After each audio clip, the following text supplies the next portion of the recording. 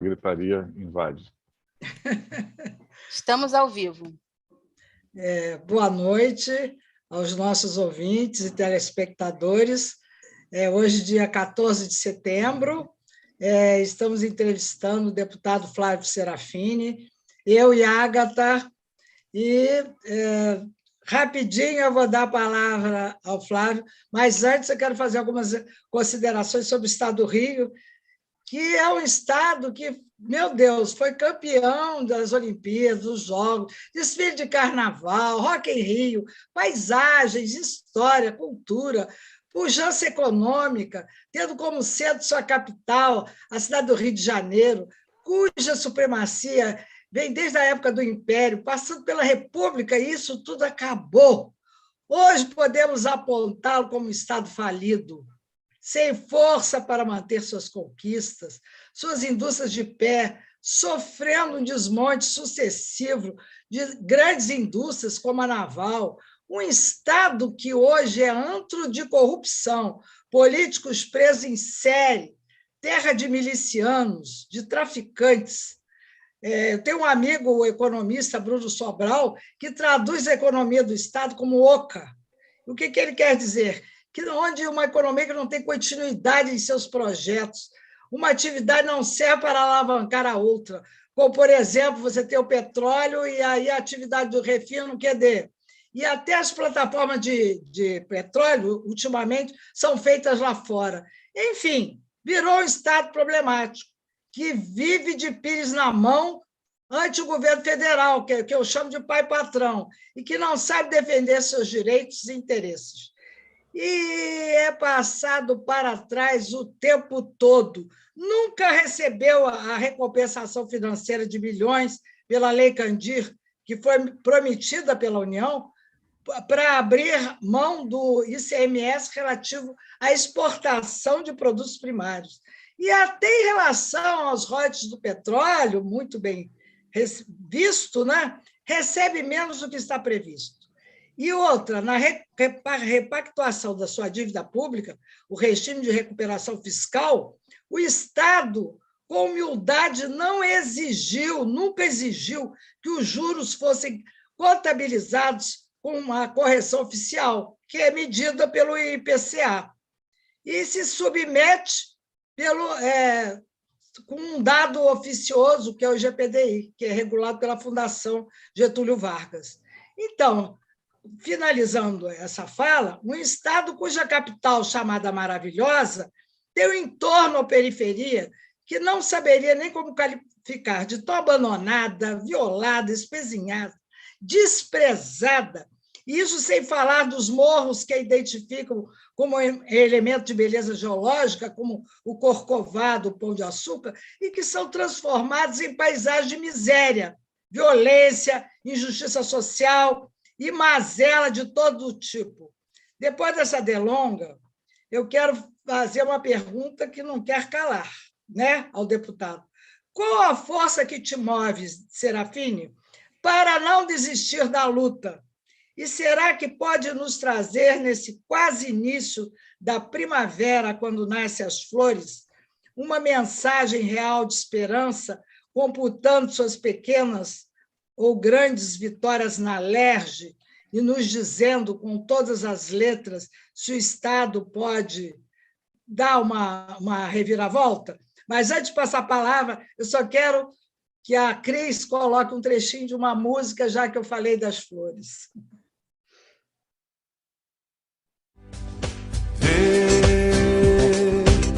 Estão voltando as flores.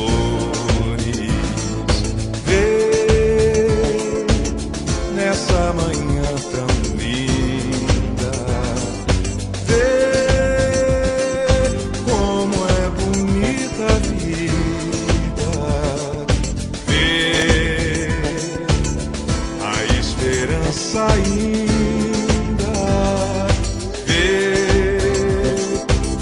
As nuvens vão passando, um novo céu se abrindo, o sol iluminando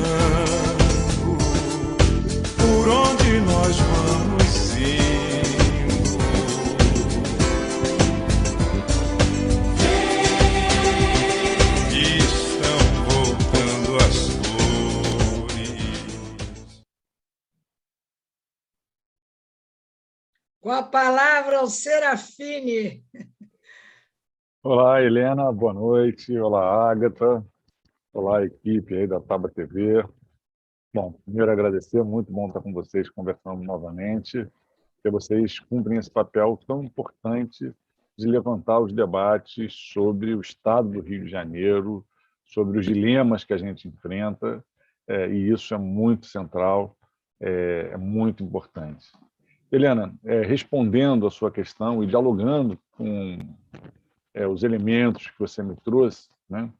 Eu acho que assim, o que me motiva, né, é, de alguma forma, saber que ou a gente luta ou o sofrimento é ainda maior. A gente vive num estado hoje que tem cerca de 3 milhões de pessoas passando fome. 40% das crianças com menos de 5 anos não tem vaga na escola. Aqui em Niterói mesmo, né, uma cidade que tem um orçamento altíssimo, uma das maiores rendas, um dos maiores orçamentos, a gente tem milhares de crianças nas filas esperando vaga na educação infantil. Essa criança que não tem vaga na educação infantil é a criança, geralmente, filho de pais que tiveram baixa escolaridade, é a criança que precisava do convívio na escola para desenvolver o controle motor fino, para ter uma alimentação adequada, é a criança que já desde pequena tem o seu direito a um futuro negado. Então, ou a gente luta, né, ou a gente vive a barbárie, né? E com Bolsonaro isso ficou ainda mais firme. E no nosso estado é triste, que a gente vê um estado em decadência. 40 anos, Helena, que o estado do Rio de Janeiro cresce menos do que o Brasil. Há 40 anos que a gente vive uma decadência com relação ao que acontece no nosso país. A gente precisa de uma mudança de rumo. Eles venderam a SEDAI e privatizaram a principal empresa pública do Estado, aquela responsável por tratar e distribuir a água no nosso Estado, água que é um bem fundamental para a vida humana, dizendo que com o dinheiro da SEDAI o Rio de Janeiro ia sair para a crise. A gente está vendo o dinheiro da SEDAI ser queimado nesses esquemas dos cargos fantasmas do CEPERD, no toma lá da cá, que o governo do Estado está fazendo com as prefeituras, e a gente vê que o Rio de Janeiro, mais uma vez, se vê diante do atraso. Mas a gente pode e vai mudar isso. O que me motiva é saber que a gente, através da nossa luta, consegue contribuir para que as pessoas vivam melhor, né? A gente vai conversar aqui ao longo da entrevista, eu vou falar de algumas leis que a gente aprovou, de algumas batalhas que a gente participou, e a gente vai, então, discutir como faz sentido estar na luta, como a luta muda a vida das pessoas, e a gente fica feliz de fazer parte disso. Então, eu vou passar a palavra agora à Ágata Amaral, uma professora assim, para ninguém botar defeito. Vamos lá, Ágata! Bom, boa noite, Helena, boa noite, Flávio. Gratidão imensa aí por estar compartilhando esse espaço aqui com vocês.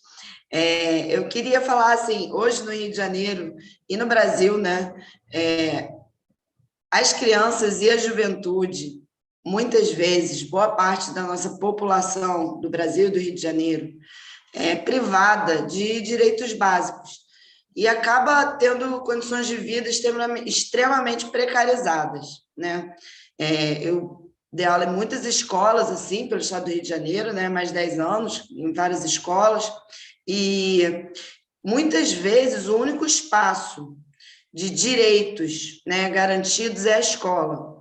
De repente, é o único espaço que ela vai se sentir segura, muitas vezes vive em um território extremamente violento, inseguro, muitas vezes é o único espaço que ela vai ter acesso a outras culturas, a outros conhecimentos, ampliar suas formas de ver o mundo, e é o único espaço que ela vai ter uma alimentação garantida, né? Vai ser a ida à escola que vai garantir que ela tenha acesso ao transporte.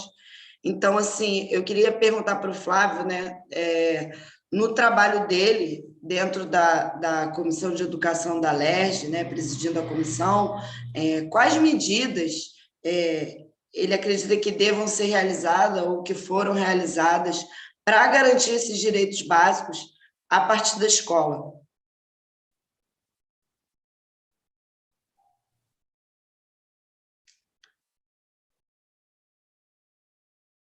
Tem algum problema aí de som? Caí no erro de fechar o microfone e demorei para conseguir abrir.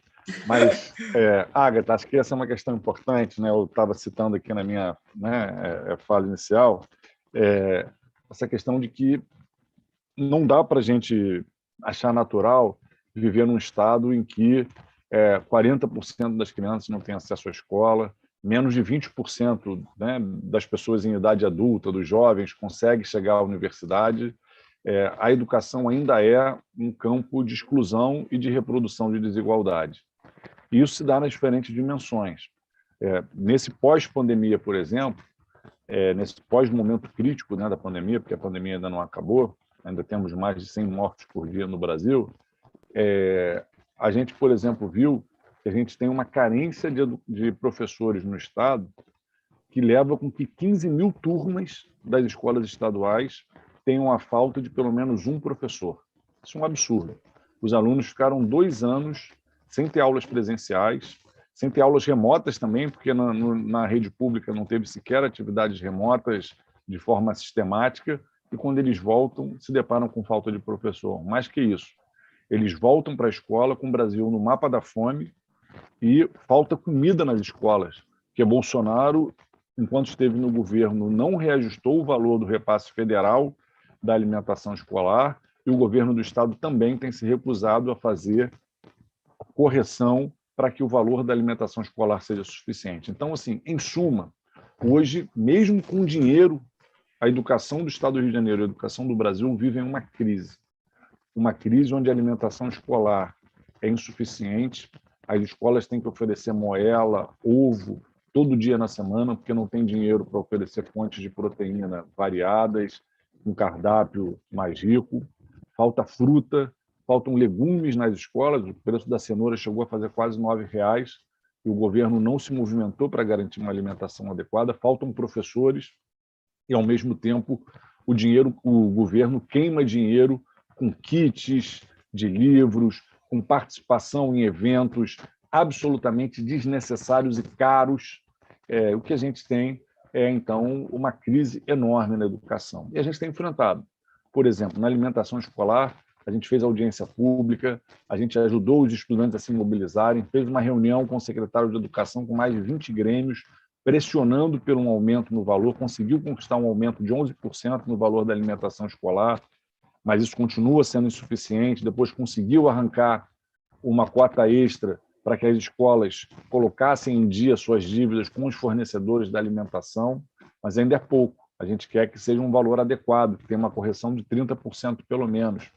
Na questão dos professores, a gente também fez audiência pública, pressionou a secretaria não cedia, a gente acionou o Ministério Público, foi aberto o inquérito civil, a Secretaria de Educação se comprometeu a convocar professores, chegou a convocar, mas não nomeou.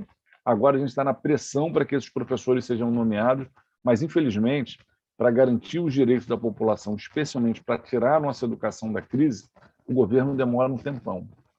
Pena que não tenha a mesma agilidade para convocar os professores concursados do que teve para montar esse esquema do CEPERJ, porque foi um esquema anunciado, mandaram a lei, na sequência começaram a contratar, em 6 meses gastaram mais de 250 milhões de reais com cargos fantasmas, quando a gente tem a possibilidade de construir uma educação de qualidade.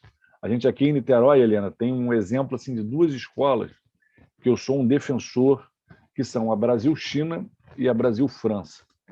Elas foram percursoras no modelo de escolas que são chamadas escolas interculturais. Hoje a gente tem no estado do Rio de Janeiro cerca de 30 escolas nesse perfil. São escolas que funcionam em horário integral, são escolas bilíngues. A Brasil-China é uma escola que ensina mandarim, a Brasil-França é uma escola que ensina francês. Tem também, em outras cidades do estado, a Brasil-Estados Unidos, Brasil-Espanha, várias experiências dessas escolas que mostram como é possível a gente fazer educação de qualidade, mas tem que ter investimento, tem que ter projeto sério. Essas escolas interculturais, quando foram criadas, eram parte do projeto eleitoreiro do Cabral para eleger Pezão. Depois que Pezão se elegeu, ele tentou desmontar essas escolas interculturais. Mas a comunidade escolar não deixou, a gente se juntou a essa comunidade escolar e hoje luta para que esse modelo de escola não seja simplesmente um modelo, seja uma prática na rede que se dissemine e a gente consiga garantir a educação de qualidade. Essas são lutas assim, importantes que nos estimulam. Porque quando a gente vê, por exemplo, uma escola como essa, que tentaram destruir, que chega a ter 90% de aprovação no Enem. Helena, 90% de aprovação no Enem. Quantas escolas particulares caras dessas elites não alcançam isso? É porque é o trabalhador da educação construindo escola pública de qualidade. A gente acredita nisso, a gente luta muito por isso.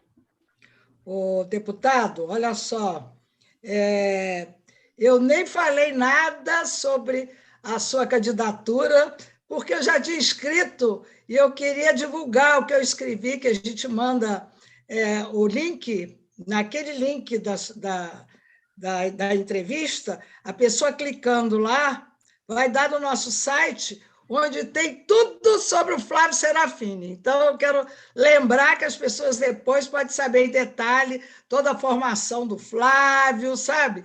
Eu estou tão ansiosa para falar do hoje, que esse processo todo fica aí para os ouvintes depois lerem. Agora, outra coisa, tem um chat aí, eu queria falar que a Cíntia Velasco manda um recado para o deputado Flávio, que falou sobre a educação em tempo integral.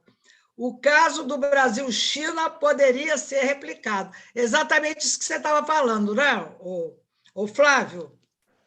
Isso, eu vi aqui no chat e já relacionei com a minha resposta. Ah, tá, você já estava aí atento, então tá bom.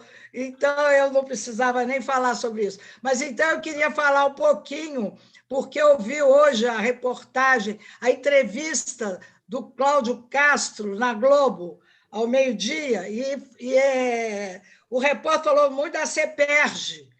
E eu não estava entendendo muito bem, mas teve uma corrupção avassaladora. Eu queria que você frisasse esse ponto, pode ser? Pode sim. O seguinte, o que é o esquema dos funcionários fantasmas do CEPERJ? O governo Cláudio Castro pegou o CEPERJ, que é assim uma espécie de IBGE, Instituto Pereira Passos do governo do Estado, né, que tem como função precípua organizar estatísticas, organizar informações sobre o Estado do Rio de Janeiro, e transformou numa instituição por onde o governo contrata mão de obra terceirizada. Ao invés dele contratar empresas terceirizadas, ele terceiriza através de um órgão público que é o CEPERJ. Ele aprovou uma lei que autorizava fazer isso de uma forma meio genérica, sem deixar muito evidente qual era o objetivo dele, e do final do ano passado para esse ano, começou a fazer contratações em massa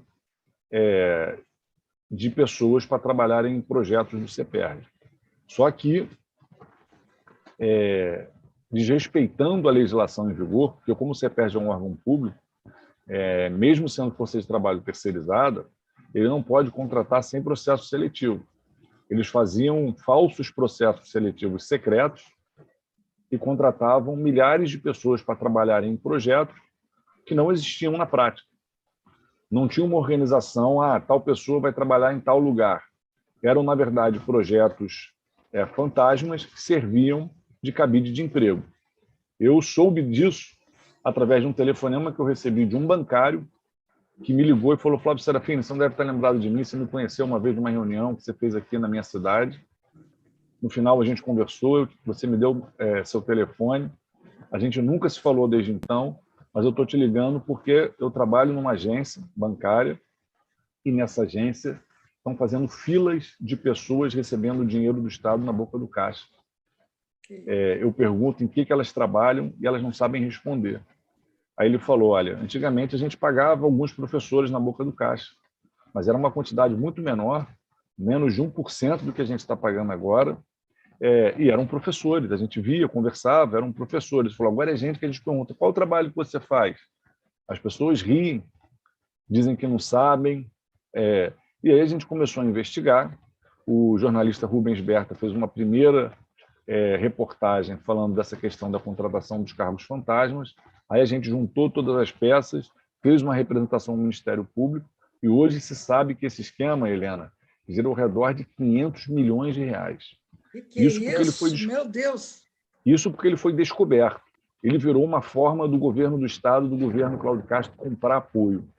Vereador, deputado, prefeito, todo mundo indicando gente fantasma para trabalhar nesses projetos através do CEPERJ. Ou seja, o CEPERJ, que era um órgão para produzir informações do Estado do Rio de Janeiro, hoje não tem um estatístico contratado. Agora tem milhares de cargos para fazer esses esquemas de cabide de emprego do governo Cláudio Castro. Foi ótimo, hein? Olha, foi pelo... Você não tinha ideia, sabe? Foi mero acaso eu ter me ligado nessa história do CEPERJ. Agora, tem uma pergunta também da Márcia Barreto, que vem lá ela é de Resende, e ela gostaria de perguntar ao Flávio se tem algum projeto para o Rio Paraíba do Sul e para a poluição da CSN em Volta Redonda. Ela diz que é do Sul Fluminense e não vê nenhum candidato falar sobre os problemas do estado, do interior do estado do Rio de Janeiro. Muito boa pergunta, Márcia. Inclusive, eu queria completá-la, porque existe uma montanha de rejeito da Siderúrgica Nacional pertinho do Rio Paraíba, pronto para poluir o rio. Eu queria saber como é que é isso. Bom, Márcia, acho que essa é uma questão importante. Está na nossa pauta, está no nosso radar, sim. A gente tem algumas dificuldades para contribuir com a luta da maneira que a gente gostaria, porque, na verdade, o Rio Paraíba do Sul ele é um rio federal. Então, o controle das outorgas, das emissões, passam muito pelos órgãos federais, mas a gente, mesmo assim, acompanha muito de perto, especialmente a questão do monitoramento da qualidade da água. A gente tem muita relação com o Comitê da Bacia Hidrográfica daí, porque simplesmente esse é o rio mais importante para o abastecimento de água no estado do Rio de Janeiro. E é através da água desse rio que quase 70% da população do estado tem abastecimento de água, é através desse rio que boa parte também da nossa economia se sustenta através do consumo de água. Então, a gente acompanha. É uma situação muito preocupante, porque é um rio que recebe muitos dejetos industriais, que mesmo tratados, jogam muita química na água, e a gente tem lutado para que haja uma diminuição desses dejetos e para que haja critérios de tratamento mais rigorosos e uma fiscalização mais permanente. Então, o papel, que o Conselho da Bacia Hidrográfica tem cumprido é muito importante e a gente tem tentado fortalecê-lo. Por exemplo, lutando para que o Fundo de Recursos Hídricos seja destinado aos comitês de bacias hidrográficas, não seja desviado para outras finalidades. Temos acompanhado isso muito de perto. Assim como a gente tem acompanhado também e feito muita pressão para que haja uma política permanente de fiscalização, especialmente nas empresas que são as grandes poluidoras.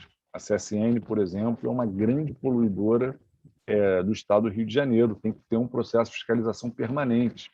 Aqui na região metropolitana, nós temos o caso da Companhia Siderúrgica do Atlântico, que agora se chama Ternium, que já foi ThyssenKrupp, que ela sozinha, Helena, aumentou em mais de 50% a emissão de gases na cidade do Rio de Janeiro. Uma única empresa, sozinha, aumentou em mais de 50% a emissão de gases na cidade do Rio de Janeiro.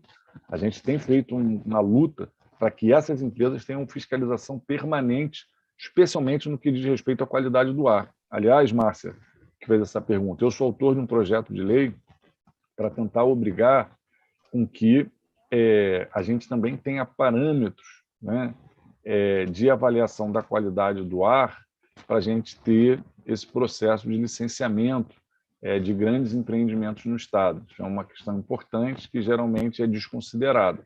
Além disso, aí com relação à CSN, a gente tem uma luta também em defesa da floresta da cicuta, porque Volta Redonda, aquela região toda ali, é engraçado porque é uma região que foi completamente remodelada para receber a CSN. E a CSN, depois que foi privatizada, se transformou numa espécie de dona da cidade. E, de vez em quando, quer fazer algumas barbaridades. Dentre elas, por exemplo, era reduzir a área da floresta da cicuta, o que a gente tem lutado para não permitir. Então, Márcia, essas são lutas que a gente trava, porque o nosso mandato ele faz questão de estar no estado inteiro. De Volta Redonda, Paraty, a Campos, Itaperuna, o nosso mandato está presente, porque a gente entende que nós somos deputados estaduais, né?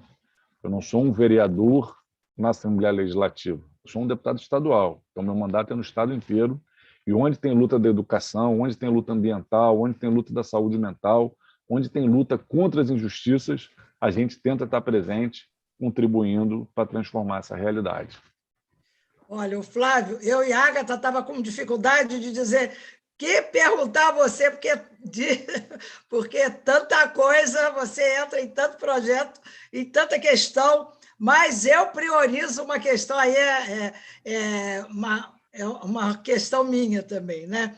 De priorizar essa pauta, que é o seu trabalho na Alerj como presidente da CPI do Rio Previdência. Eu queria que você resumisse o que foi essa CPI, a dificuldade de se fazer essa CPI. Eu queria te dar uns 7 minutos, mais ou menos, né? E aí eu também posso te interromper, peço essa licença para te interromper em algum momento, para frisar, como eu fiz em relação a Cíntia Velasco, quando ela fez aquela observação. Claro, Helena, fica à vontade. Você também, Agatha, se quiserem pontuar alguma coisa. Eu vou tentar falar em menos de 7 minutos para a gente ter uma conversa um pouco mais dinâmica. Mas, bom, o que foi a CPI do Rio Previdência? O Rio Previdência é o fundo de pensão dos servidores do Estado do Rio de Janeiro. Ele foi criado ali no final dos anos 90, quando o governo Fernando Henrique aprovou uma lei obrigando os estados a separarem a folha de pagamento dos aposentados dos servidores da ativa. Então, essa folha de pagamento dos aposentados deixou de ser ligado à secretaria do órgão em que esses servidores eram vinculados e passou a ser toda ela vinculada a um órgão que foi criado chamado Rio Previdência, que é o órgão que faz a gestão do fundo de previdência desses servidores. Então, a aposentadoria dos servidores do Estado passou a ser paga pelo Rio Previdência, que é mais um órgão do Estado. E aí começaram a falar que esse órgão era um órgão deficitário, porque ele arrecadava menos com as contribuições dos servidores do que ele pagava de aposentadoria. Mas por que era assim? Porque, na verdade, os servidores que agora estão aposentados contribuíram ao longo das suas vidas, mas a sua contribuição não foi para o Rio Previdência. Não foi por quê? Porque o Rio Previdência não existia. Então, foi para os cofres do Estado. Então, quando o Estado criou o Rio Previdência, ele deveria ter repassado para o Rio Previdência toda a poupança que os servidores públicos do Estado do Rio de Janeiro fizeram de contribuição ao longo das suas vidas profissionais. Só que o governo do Estado disse, olha, eu não tenho esse dinheiro. Então, eu vou repassando dinheiro para o Rio Previdência todo mês, para o Rio Previdência pagar os aposentados. Tudo bem, isso não é déficit. Isso é um acordo de como vai se dar o pagamento dos aposentados. Mas aí vem esses economistas neoliberais e começam a falar em déficit atuarial, começam a falar nisso, desconsiderando esse histórico de contribuições que os servidores do Rio de Janeiro fizeram e que não foram para o Rio Previdência. Então, no governo Cabral, quando ele estava organizando Copa do Mundo, Olimpíada, obras na cidade inteira, no Estado, ele superendividou o Estado. Pegou um monte de empréstimo com bancos internacionais e levou o nível de endividamento do Estado ao limite. Quando chega nesse limite, ele quer gastar mais dinheiro com as suas obras, com seus esquemas, o que ele faz? Ele pega o Rio Previdência, esse órgão que tem a tarefa de pagar os aposentados, e faz o Rio Previdência realizar uma operação financeira internacional. Como que foi isso? Para pagar essa dívida que o Estado tem com o Rio Previdência, porque o Rio Previdência não recebeu do Estado essas contribuições que os servidores fizeram, o Estado fez o seguinte, agora uma parte dos royalties, a maior parte dos royalties que a gente recebe com petróleo, vai para o Rio Previdência. Para quê? Para que o Estado pague essa dívida que ele tem com o Rio Previdência e o Rio Previdência mantenha as aposentadorias em dia. Só que, o que aconteceu? O governo Cabral pegou esses royalties que o Rio Previdência tinha direito de receber e vendeu o direito de receber esses royalties num paraíso fiscal chamado Delaware. e vendeu em condições absolutamente nefastas para o Estado do Rio de Janeiro. Uma taxa de juros que é recorde no mundo, cláusulas absolutamente desproporcionais. Por exemplo, cada vez que o barril do petróleo diminui de valor, os juros que o Estado do Rio de Janeiro tem que pagar por essa operação financeira aumentam. Agora, cada vez que o barril de petróleo sobe, como agora, os juros não descem, continuam lá em cima. E não voltem nem para o patamar inicial. Aumentou porque diminuiu o preço do barril do petróleo, não baixa mais. A operação passa a ser por esse novo valor de juros. Isso é um absurdo, é um contrato lesivo ao interesse público, desproporcional, né? Que foi aprovado ali no final do governo Cabral, início do governo Pezão, e deixou um rombo nas contas públicas do Estado do Rio de Janeiro de mais de 30 bilhões de reais. A gente fez a CPI do Rio Previdência, a gente investigou, a gente convocou Sérgio Cabral, a gente tirou Sérgio Cabral de Bangu, levou ele até a sede do Ministério Público para fazer perguntas e tentar aprofundar a análise sobre o que tinha sido essa operação. A gente não deu trégua para ele. Você vai tirar o cara da prisão, vai afrontá-lo. Não é afrontá-lo. O cara roubou o dinheiro público, pegou o dinheiro que é para pagar os aposentados e fez uma operação financeira internacional. Ele tem que prestar conta, sim. Lá veio Cabral com aquela empáfia, né? E a gente foi para cima dele, fez a reunião da CPI, pegou o depoimento dele e a gente apresentou um relatório mostrando como o governo Cabral e Pezão, com todos os seus asséculos, fizeram esse rombo de 30 bilhões de reais, fizeram essa operação esdrúxula num paraíso fiscal com dinheiro público, e a gente não conseguiu até hoje votar esse relatório na LERJ, porque os podres poderes se movimentaram lá internamente e nunca na história da LERJ um relatório de CPI não foi votado. Até hoje o presidente da LERJ não colocou em plenário e a gente não conseguiu votar esse relatório. Mas, Flávio, eu acho que deveria haver uma mobilização popular para a aprovação desse relatório, não? Já houve.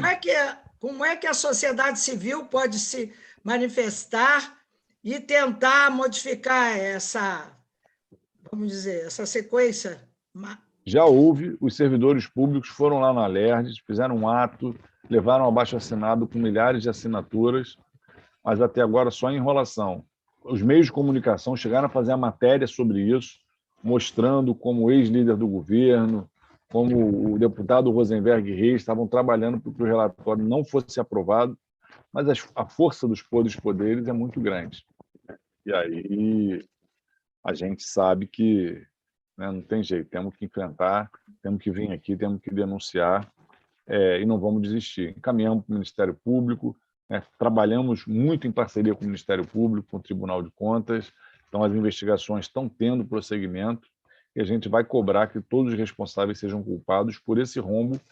Só para as pessoas terem uma ideia, hoje o Rio de Janeiro é um estado, né, considerado, né, está quebrado.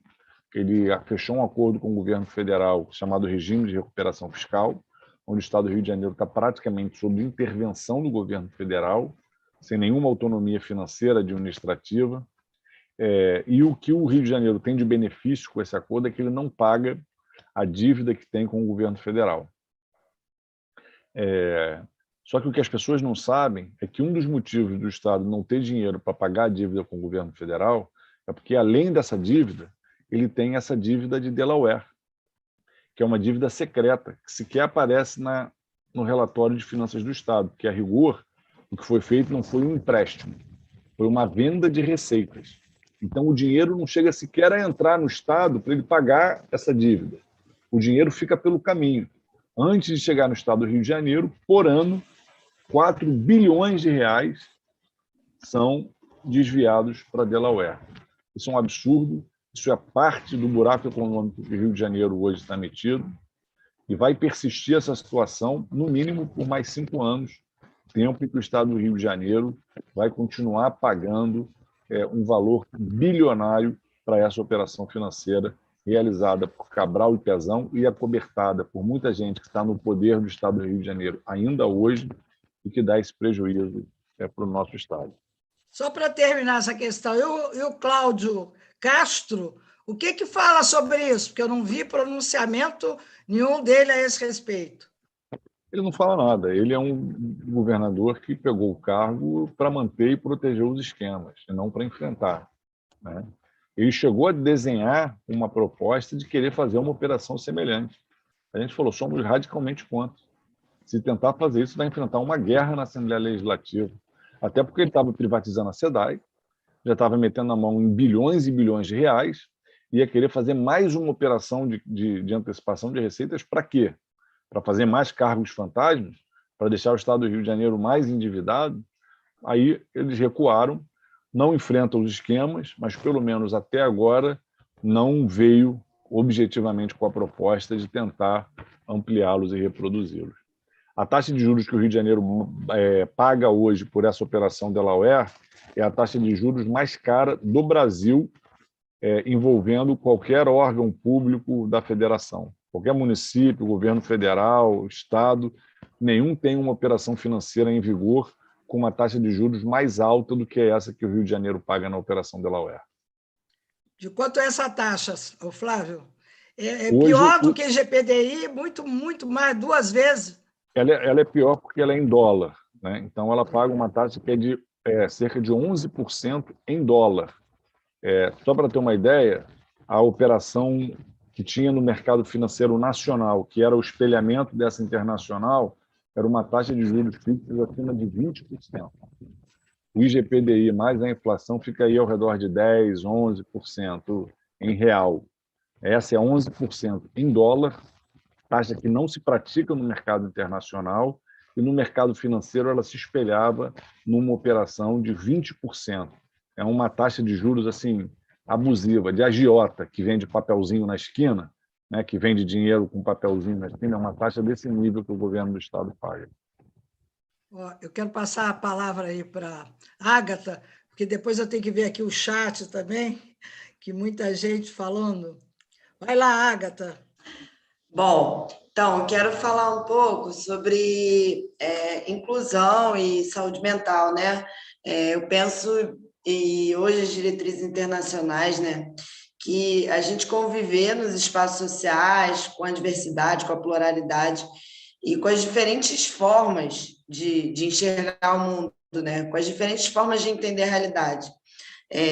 Não necessariamente uma forma padrão que é entendida como o que a gente chama de normal, né? Essa forma padrão de existir, mas as muitas formas das pessoas existirem no mundo. E aí a gente pode colocar as pessoas com doenças mentais, pessoas com deficiência e pessoas em situação de sofrimento psíquico também, né? Essas pessoas, elas precisam de um apoio, né? Eu entendo dessa forma, né? E eu acredito que em todos os espaços sociais a gente ter a oportunidade de conviver com essa diversidade de formas de entender o mundo é enriquecedor para todas as pessoas, né? Para a sociedade como um todo, para a humanidade. E aí, Flávio, eu queria perguntar para você, dentro desse tema, né, da diversidade das formas de existir, de entender o mundo, quais ações você fez ou acredita que devam ser feitas, né, para que a gente tenha uma sociedade mais diversa, né, onde as pessoas sejam respeitadas a partir da sua diversidade e tenham seus direitos sociais garantidos, né, rompendo assim com uma perspectiva assistencialista, né, e segregacionista, né, para com essas populações. Agatha, muito importante essa questão que você levanta. Eu acredito que a gente deva viver numa sociedade onde a gente consiga criar condições para que todas as pessoas sejam felizes, né? Tenham direitos básicos, tenham sua casa, tenham acesso à educação, tenham acesso a serviços de saúde, tenham alimentação adequada, tenham o direito de conviver com outras pessoas sem serem oprimidas pelo que são, pelo que pensam, pela maneira de se comportar. Mas a nossa sociedade, ela estabelece uma lógica que a gente chama, né, de capacitismo, que ela vai exigindo de todo mundo o tempo inteiro que dê respostas, né, de utilidade, de adequação a determinado padrão de comportamento, de funcionamento, que é uma lógica muito excludente. É uma lógica que tenta fazer né, um molde que todo mundo vai sendo obrigado a se enquadrar, e quem não se enquadra vai sendo estigmatizado, é o louco, é o incapaz, né? E aí a gente tem uma sociedade que gera exclusão, né? A gente, no nosso mandato, tenta lutar contra isso, tenta fazer com que a nossa sociedade entenda que a diferença é normal, né? Sempre fez parte da humanidade, e que a gente tem que, enquanto sociedade, aprender a conviver com as diferenças, garantindo direitos para todas as pessoas e tratando, né, de uma forma, né, cada um da sua especificidade. Então, a gente, por um lado, eu presido a Frente Parlamentar em Defesa da Saúde Mental e da luta antimanicomial. A gente tem uma luta para que a gente tenha serviços de saúde mental que garantam atenção, né, à saúde das pessoas que enfrentam sofrimentos psíquicos, que têm transtornos mentais, em liberdade, né? A atenção psicossocial é o quê? É você ter a pessoa vivendo com a sua família, vivendo numa casa, vivendo no seu bairro, no seu território, em liberdade e tendo cuidado da saúde. Durante décadas, o Brasil teve um modelo de atenção à saúde que era baseado nos manicômios. Ah, é louco? Manda ele para o hospício, porque lugar de louco é para o hospício. Não tem frase mais absurda, mais nojenta do que essa. Ela trabalha com a ideia de que a pessoa, porque tem uma doença, um transtorno, enfrenta um processo de sofrimento, ela deve ser punida perdendo a liberdade, perdendo o direito de viver. Não, não pode ser assim, né? É louco, tem que ter tratamento. Está sofrendo, tem uma doença, tem que ter tratamento. E esse tratamento tem que ser em liberdade.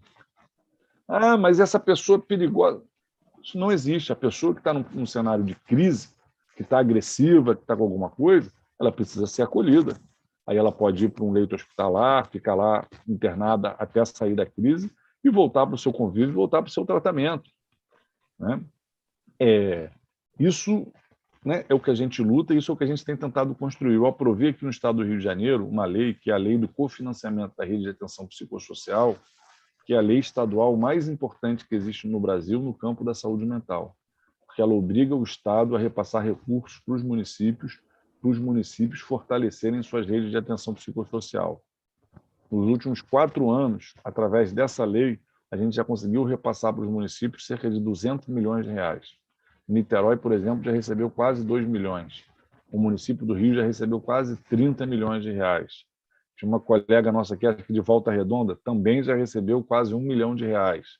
Para que esse dinheiro vai para os municípios? Para os municípios melhorarem sua rede de atenção psicossocial, ter mais CAPS, ter mais unidades de acolhimento, ter mais residências terapêuticas, ter leitos psiquiátricos nos hospitais gerais, para que se a pessoa está em crise, ou ela vai para um CAPS 3, ou ela vai para um leito psiquiátrico no hospital geral, de acordo com o quadro de crise, de acordo com a necessidade de atenção que recebe. Essa é a lei mais importante, tem sido uma luta que tem me deixado muito feliz, porque é uma luta que tem dado resultado. Por exemplo, só com essa política do cofinanciamento, foram abertos no estado do Rio de Janeiro 100 leitos psiquiátricos em hospitais gerais. Isso significa que a pessoa que está em crise não é mais levada para um manicômio, ela é levada para um hospital, onde ela é cuidada como ser humano que tem que ter uma atenção à sua saúde integral. Está com taquicardia, está com problemas cardíacos, né? Está com alguma outra alteração, está machucada, vai ser cuidada. Não vai para um manicômio apodrecer como se não tivesse direito à vida porque tem um transtorno mental. Então, essa é uma luta muito importante do nosso mandato. Eu tenho me dedicado muito à luta pela saúde mental. E a outra é a luta pela educação inclusiva. Eu presido a Comissão de Educação, tenho lutado muito para que toda criança, todo adolescente, todo jovem, todo adulto, todo mundo que queira estudar, possa estudar, e especialmente todas as crianças e adolescentes estudem, né? Tenham direito, acesso à escola, acesso ao conhecimento, e quando são todas, não pode ficar ninguém para trás. Pessoas com deficiências, pessoas, né, que têm alguma dificuldade cognitiva, têm também que ter acesso a essa escola. E essa escola é a escola que todo mundo frequenta. Porque a gente não pode viver numa sociedade de guetos. Ah, tem, né, uma deficiência, então vai para uma escola especial. Não, as nossas escolas regulares têm que ter capacidade de receber as pessoas com deficiência. Precisam ter profissionais especializados para ajudar com que essas pessoas consigam, né, também se desenvolver num espaço de convívio pleno. E aí eu tenho lutado muito para isso. A gente tem um projeto de lei criando o cargo do professor de apoio especializado em inclusão, que não existe na rede estadual do Rio de Janeiro. Estamos lutando para aprovar isso, para virar lei. A gente também fez uma denúncia ao Ministério Público, que deu origem a um inquérito civil, apontando como na rede estadual do Rio de Janeiro hoje não se garante o direito à educação inclusiva, porque muitas das coisas que a gente quer que sejam feitas, elas não podem ser sequer objetos de lei, elas têm que ser iniciativa do governo, do Poder Executivo. E a maneira da gente forçar o governo a fazer isso, muitas vezes, é acionando a justiça. E aí a gente tem buscado sempre fazer uma parceria com o Ministério Público nessa luta para garantir os direitos das pessoas. O Ministério Público é o órgão da justiça responsável por lutar pelos direitos da sociedade, pelos direitos coletivos. Então, a gente tem, seja com o Ministério Público, seja com a Defensoria, lutado muito para garantir que haja, de fato, a estruturação da educação inclusiva no Estado do Rio de Janeiro. Acho que essas são as duas frentes que a gente atua hoje, Ágata, que são as principais. Aqui em Niterói mesmo, a gente tem acompanhado muito de perto a luta dos profissionais de educação, dos familiares, para que haja a garantia da educação inclusiva. Vários vereadores aqui estão nessa luta, o professor Túlio em especial, você sabe disso, tem sido um guerreiro nessa luta pela educação inclusiva. Então, a gente tem acompanhado isso também em diferentes municípios, cito o exemplo de Niterói, onde isso está mais latente, mas é uma luta que nos move muito. Para a gente, assim, é inaceitável viver numa sociedade onde uma criança não seja aceita, não possa permanecer numa escola porque ela tem alguma deficiência. Pelo contrário, essa devia ser a nossa prioridade para que essa criança pudesse se desenvolver, pudesse ter o direito de viver e de sonhar com um futuro de dignidade. Ô, deputado, olha, eu tenho que voltar aqui no chat, porque tem gente aqui que está fazendo um voto declarado, hein? Que a Márcia Barreto disse, meu voto será seu. E, olha, a Márcia, e além da Márcia, quem mais que fez a declaração de voto? Espera aí que eu estou me perdendo aqui. A Eliana Amaral. Obrigado, Eliana. Obrigado, Márcia. Tá certo. Agora, olha só, ainda tem outras perguntas também dela, mas tem do Celso Bandeira, que quer saber sobre a FAPERJ. Depois tem da Márcia também, que eu vou voltar. É uma instituição de apoio à pesquisa do Rio e tem, por lei, um repasse de 2% do que é arrecadado no Estado. Esse repasse está sendo cumprido pelo atual governo. E depois, deixa eu fazer a outra... também falar da outra pergunta. Com esse 2,5% da FECAM, pode influenciar na agroecologia familiar do Estado do Rio? Bom, vou responder essas duas perguntas, depois a gente fala outras, senão ficam muitos assuntos diferentes, a gente se perde. Bom, sobre essa verba da FAPERJ, ela está sendo, sim, investida, a gente tem acompanhado de perto, todo ano a gente analisa, e quando o governo não investe, a gente denuncia no Ministério Público, pressiona o TCE e pode até reprovar as contas do governo quando isso não é investido. O governo aprovou lá uma emenda constitucional que reduziu um pouco, por um período, o valor dessas verbas constitucionais a serem repassadas, mas, assim, no geral, isso está sendo repassado. Um dinheiro que não vinha sendo investido e respeitado, e aí é uma luta que a gente está travando muito grande, é o dinheiro do FECAM, que é o nosso fundo ambiental, que recebe também um percentual de royalties do petróleo, e o governo está usando a seguinte técnica, Helena. O FECAM, por exemplo, esse ano vai arrecadar ao redor de 600 milhões, o governo só investe 300 milhões em ações ambientais, os 300 milhões que sobram, no ano seguinte, ele destina para o Caixa do Tesouro e investe em qualquer área, deixando, então, de fazer um investimento ambiental. Isso é um erro grave. Porque uma pegadinha! Isso é um erro grave do governo, porque o FECAM ele existe porque o Rio de Janeiro é um estado dependente da indústria do petróleo. É um estado, então, que tem uma cadeia muito poluente, muito suja. A gente precisa, então, ter ações permanentes para melhorar e fortalecer o meio ambiente, a nossa biodiversidade, inclusive em ações que podem ter também um perfil de desenvolvimento econômico. E aí o Celso pergunta sobre como que esse nosso projeto, que pegou 2,5% do FECAM e destinou para a agroecologia, isso é uma lei que eu aprovei, como que ele pode ajudar na agroecologia? Pode ajudar muito. Hoje, por exemplo, esse dinheiro, esses 2,5%, se no ano que vem a arrecadação do FECAM ficar no mesmo patamar desse ano, nós estamos falando de cerca de 20 milhões de reais. Né? Num estado como o Rio de Janeiro, que investe tão pouco na sua agricultura, a gente pode, por exemplo, fazer com que 2.000 agricultores tenham crédito no valor de 10 mil reais para fortalecer uma agricultura agroecológica, sem veneno, com práticas sustentáveis. Isso vai significar mais condições para o agricultor produzir e vai significar, Helena, alimento mais barato na nossa mesa. E quem produz a comida que a gente come no dia a dia é o agricultor familiar. O agronegócio, geralmente, ele produz commodities, aquilo que vai para exportação, soja, né, e outros produtos, né, que são considerados mais nem alimentos, são chamados de commodities. Quem produz a nossa cenoura, o nosso arroz, o nosso aipim, a nossa batata, é o agricultor familiar. Com essa lei, a gente está lutando para que, a partir do ano que vem, chegue dinheiro na ponta para que esse agricultor tenha mais estímulo, mais apoio para produzir alimento mais barato. É mais uma das leis que a gente aprovou, que a gente tem orgulho, porque ela ainda não está mudando a vida das pessoas, porque ela vai começar a vigorar a partir do início do ano que vem, mas ela tem todo o potencial para mudar a vida de milhares de agricultores e de milhões de pessoas na cidade que vão se beneficiar com um alimento de verdade, mais barato e mais saudável. Aqui, eu só queria que a Ágata complementasse alguma coisa, porque ela ia fazer uma pergunta relativa à agroecologia. Tem alguma coisa para acrescentar, Ágata?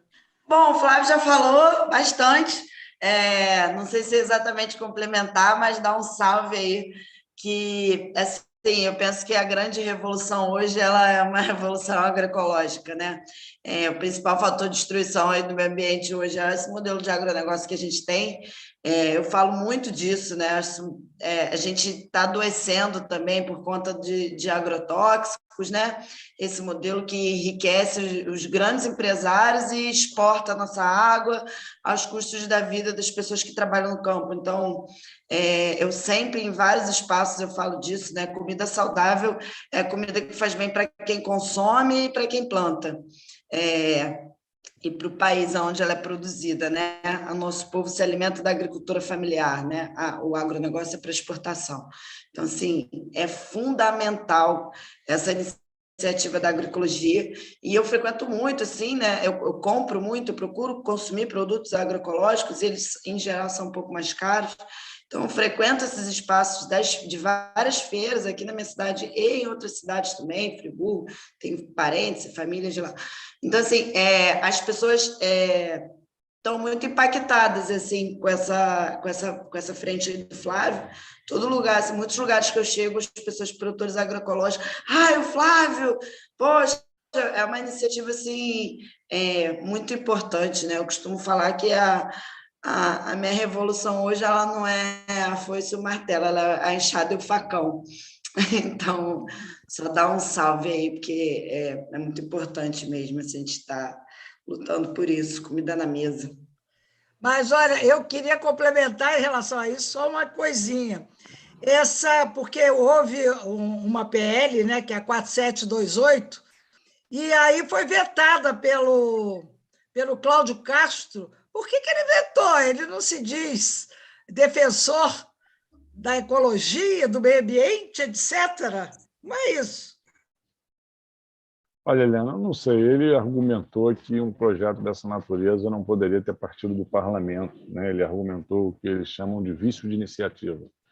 Mas é uma conversa fiada. Os deputados da base, os deputados ligados ao governo, aumentam imposto, diminuem imposto, dão isenção fiscal, fazem tudo através de projetos que surgem do próprio parlamento. E ele sanciona, porque é tudo combinado com o governo para tentar fortalecer esses deputados. Quando a gente toma uma iniciativa que nem essa, ele vem e tenta vetar. Mas a gente conseguiu derrubar o veto, o projeto está em vigor, e se ele não estiver satisfeito com o projeto, ele vai ter que lutar na justiça para tentar derrubar. E nós vamos lutar para que ele seja implementado o mais rápido possível para mostrar a importância desse projeto. No estado do Rio de Janeiro, em crise econômica como o nosso, no estado do Rio de Janeiro, com a dificuldade que a gente tem de ter políticas ambientais estruturantes, esse projeto é um favor que a gente fez ao governo, né, ao Estado e a toda a população. É um projeto bom, que vai melhorar o meio ambiente gerando desenvolvimento econômico, gerando comida barata para a população. Então, a gente vai pressionar para que ele saia do papel, para que o dinheiro chegue na ponta e a gente tenha nas feiras agroecológicas, nas feiras orgânicas, comida mais barata, mais variada, para a gente se alimentar melhor.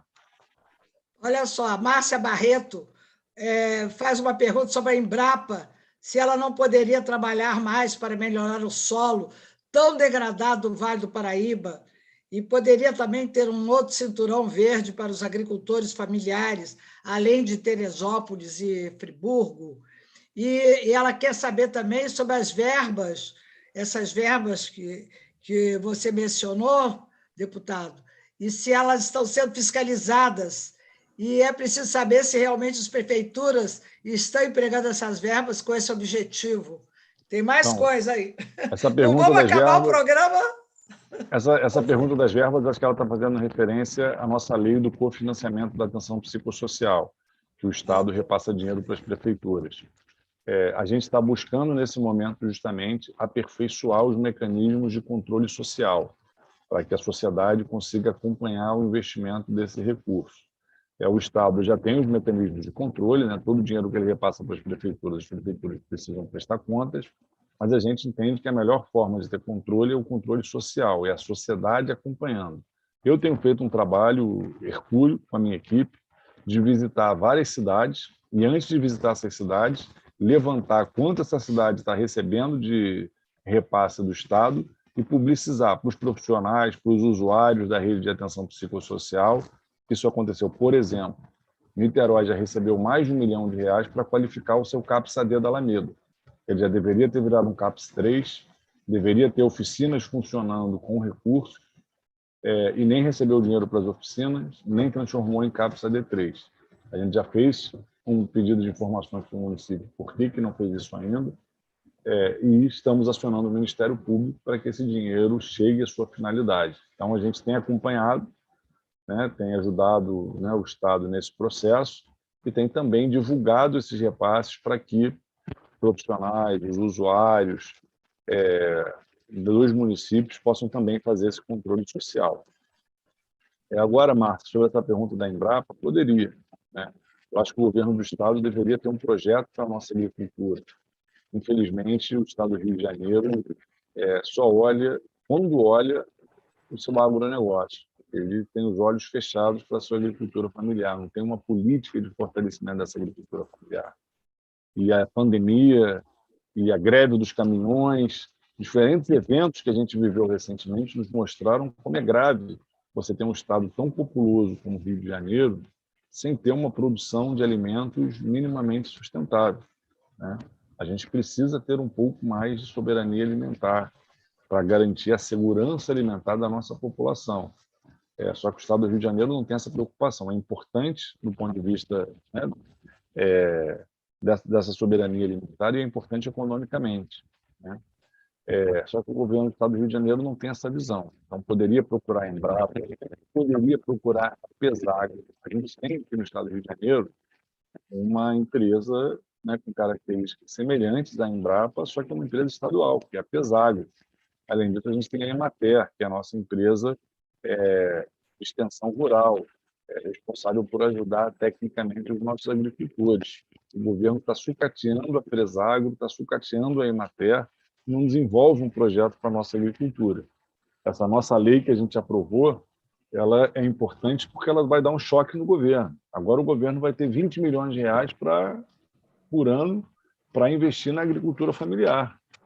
E aí vai fazer isso de que forma? A gente está em cima, está em contato com os movimentos agroecológicos, com os movimentos da agricultura familiar, com os trabalhadores da Emater, com os trabalhadores da Pesagro, para cobrar que seja estruturada uma política pública para que esse dinheiro chegue na ponta. Sem dúvida, poderia ter um projeto para recuperar o solo do Vale do Paraíba, e o governo não investe nada nesse sentido. Acho que a gente está batendo o nosso teto, né, Helena?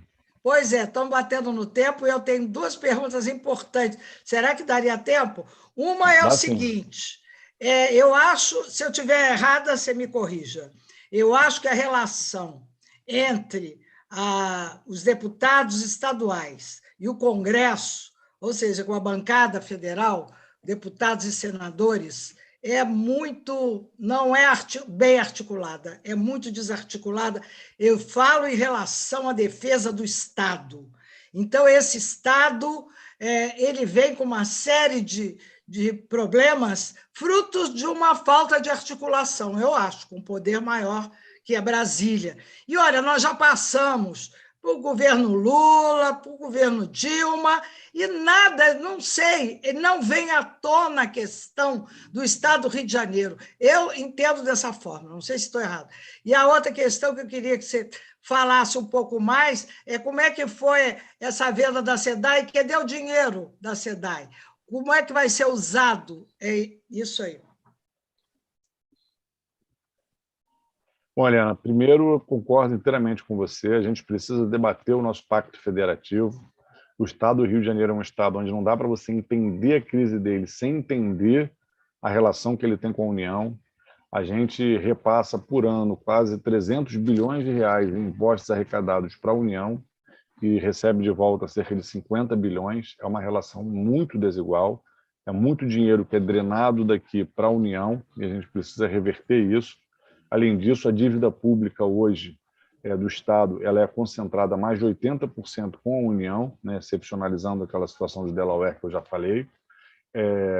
E para a gente ter equilíbrio econômico-financeiro, a gente precisa equacionar essa dívida, né? E ela tem juros abusivos, a União funciona como um agiota para cima do Estado do Rio de Janeiro. Então, esses são debates necessários. E quando a dívida é da União com a União não paga. A gente tem o exemplo das compensações da Lei Candir, né, que fechou um acordo, né, também assim, que é um desrespeito com o Estado. O Estado vai receber 10% do que tinha que receber, ainda vai receber em parcelas módicas. A nossa dívida com a União a gente paga com juros, a dívida da União com a gente eles pagam com abatimento de 90%. Isso, obviamente, é um desequilíbrio e joga o Rio de Janeiro para uma crise mais profunda. Além disso, você questionou onde está o dinheiro da SEDAI. O dinheiro da SEDAI está pagando a reeleição do Cláudio Castro, em obras sem planejamento, em cargos fantasmas, nesse esquema corrupto que esse governador montou para conseguir se reeleger e comprar apoio político.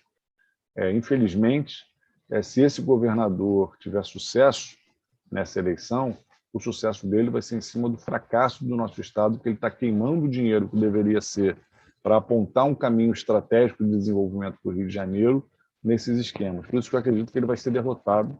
Tem uma expectativa de que a gente vai ter Marcelo Freixo no segundo turno, com tempo igual na televisão, com equiparação de armas, a gente vai conseguir derrotar esse projeto e enfrentar essas questões que são tão importantes para o Estado do Rio de Janeiro. Olha, quero te agradecer muitíssimo e quero que a Ágata também volte para dar os finalmente. E outra coisa, eu peço aos ouvintes para dar um like aí no canal, isso para nós é importante. Com a palavra a Ágata Cristi. Não é Cristi, não. Só Ágata Amaral. Bom, maravilhosa conversa. Agradeço muito aí. Super importante, né? Dar um like, compartilhar, porque fica lá no canal, né? Então, é muito bom essas lives porque elas ficam, né? E a gente sempre tem uma conversa boa para ser compartilhada, né? Gosto muito de um teórico chamado Humberto Maturana, ele fala, na conversa com os outros que nos constituímos como pessoas, né? Como sujeitos sociais. Então, é muito bom uma conversa aqui como essa aqui com duas pessoas maravilhosas aí. Gratidão imensa por esse espaço. Admiro muitíssimo o trabalho do Flávio, acompanho já há muitos anos, sou fã. Prazer imenso estar aqui ouvindo. Valeu, gente.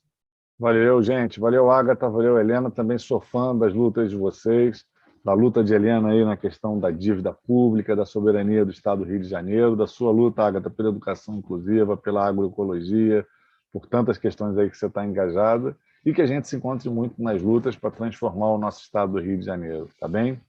Beijo grande para vocês.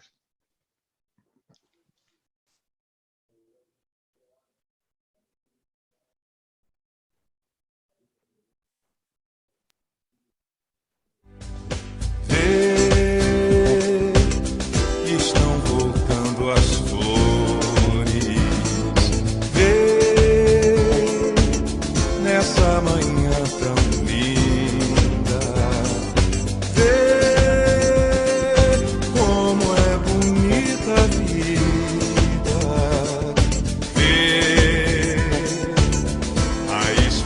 sair.